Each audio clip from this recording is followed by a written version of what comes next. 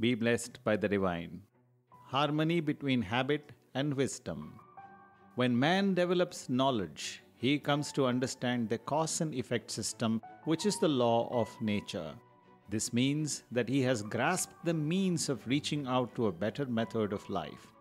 Still, there is a gap between theoretical knowledge and actual practice. This is because old habits acquired through decades cannot be shed very easily. Even when a man knows he should change his habits, he finds he is unable to do so.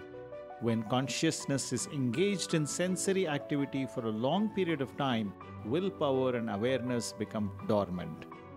As a result of the new understanding, moral consciousness gradually develops and makes man realize the evils of his old habits. He attains the stage where he can neither neglect what he has understood nor change his habits. Caught between habit and wisdom, he struggles. It is here that restlessness and disappointments are experienced. Ever so often, he experiences a sadness within. Harmony in life is disturbed. Until this struggle is resolved, he will not obtain satisfaction and peace. There are two methods necessary to bring the habits in tune with wisdom and to keep them in harmony with one another. The methods are preventive and curative. The preventive method is religious faith. In childhood, man is generally trained in a disciplined way of life. He follows certain rituals. If the leaders of the community are people of wisdom, they inculcate systematic habits into the children, and as a result, the character of the man becomes virtuous early in life at a time of innocence. In this case, when man develops his knowledge through age, education, and experience, his habits conform to his wisdom. There will be no gap between habit and wisdom. If one is not fortunate enough to be disciplined in a system devised by wise men, however, the curative method is necessary. The curative method is developing willpower, awareness, and changing one's habits gradually, step by step. Regular meditation and introspection will help develop willpower and awareness. These practices should be learned from a competent master and practiced regularly.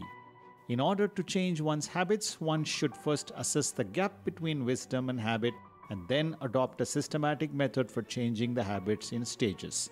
Say, for example, a man has the habit of smoking.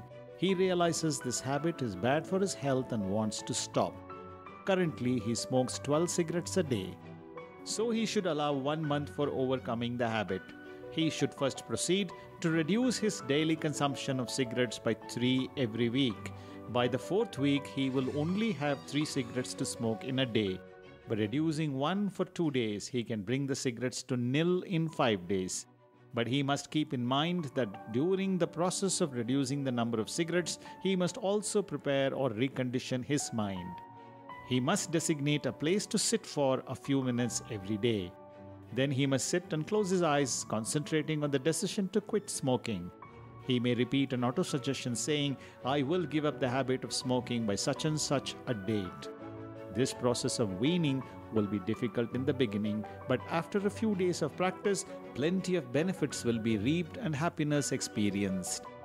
Let's take another example. Say you are in the habit of eating meat. You realize for a number of reasons that you should become a vegetarian. So you should take 7 weeks to make a complete change in diet. You should avoid meat for 1 day during the first week.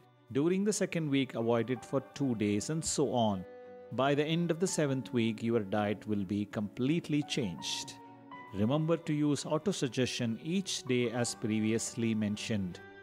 You must try to change your habits in this manner one by one. When you are successful in eliminating one habit, you will feel great satisfaction within.